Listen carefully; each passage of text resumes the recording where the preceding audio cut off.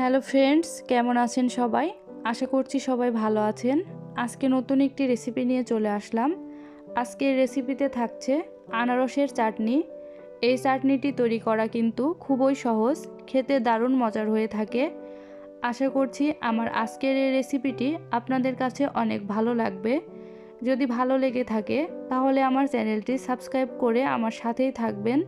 তো চলুন কথা না বাড়িয়ে আজকের মূল রেসিপিতে চলে যাই। আনারসের চাটনি তৈরির জন্য আমি এখানে একটি আনারসের অর্ধেক পরিমাণ নিয়েছি। খুব ভালোভাবে ছিলে আমি এইভাবে লম্বা করে কেটে নিয়েছি। এখন আনারসগুলোকে গ্রেট করে নিতে হবে। গ্রেট করার জন্য আমি এখানে একটি গ্রেটার নিয়েছি। এই মোটা পাশটা দিয়ে সব আনারসগুলো আমি একইভাবে গ্রেট করে নিব।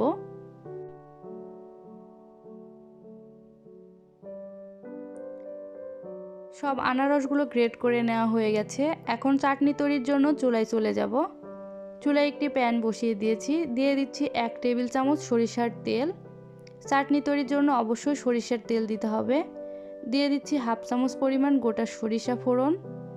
দিয়ে দিচ্ছি একটি শুকনা মরিচ ছোট করে কেটে নিয়েছি। এখন এগুলোকে তেলের সাথে কয়েক সেকেন্ড ভেজে নেব। ভেজে নেওয়া হয়ে গেছে। এ পর্যায়ে আমি আগে থেকে গ্রেট করে রাখা আনারস দিয়ে দিচ্ছি। আনারসগুলোকে এখন নেড়ে চেড়ে 2-3 মিনিটের মতো রান্না করে নেব। আনারসের যে জলটা আছে সেই জলটা শুকানো পর্যন্ত রান্না করব।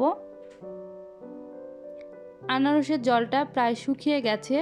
এ পর্যায়ে আমি চিনি দিয়ে দিব।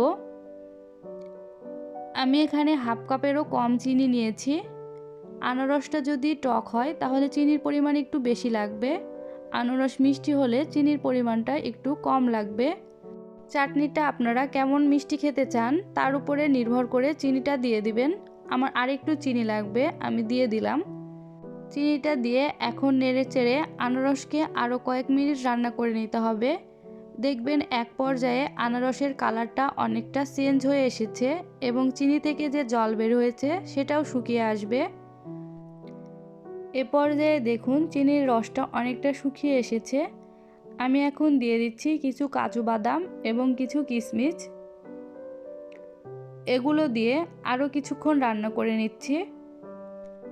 আনারসের চাটনিতে কিশমিশ এবং বাদাম দিলে খেতে অনেক ভালো লাগবে। আপনারা চাইলে অন্য যে কোনো ড্রাই ফ্রুট অ্যাড করতে পারেন। আমি কিছুক্ষণ নাড়াচাড়ার পরে এখন দিয়ে দিব 1 টেবিল চামচের মতো লেবুর রস। এই চাটনিতে লেবুর রসটা দিলে চাটনির কালারটাও অনেক ভালো হবে এবং খেতেও অনেক ভালো লাগবে। তাই অবশ্যই আপনারা এই লেবুর রসটা দেওয়ার চেষ্টা করবেন।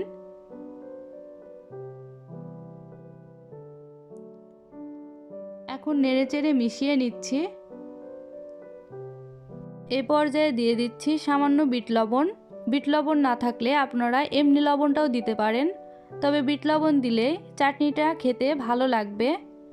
এখন নেড়ে চেড়ে জল শুকিয়ে কালার চেঞ্জ হওয়া পর্যন্ত আমি রান্না করে নেব। দেখুন চাটনিটার কালার অনেকটাই চেঞ্জ হয়ে গেছে। এখন আমি আরেকটু নেড়ে চেড়ে চুলা থেকে নামিয়ে নেব। চুলা থেকে নামিয়ে নিয়ে আনারসের চাটনি আমি একটি সার্ভিং ডিশে সার্ভ করেছি। এই চাটনিটি খেতে কিন্তু খুবই মজাদার লাগে। আমার আজকের এই রেসিপি ফলো করে বাসায় একবারের জন্য হলেও আপনারা রান্না করে খেয়ে দেখবেন।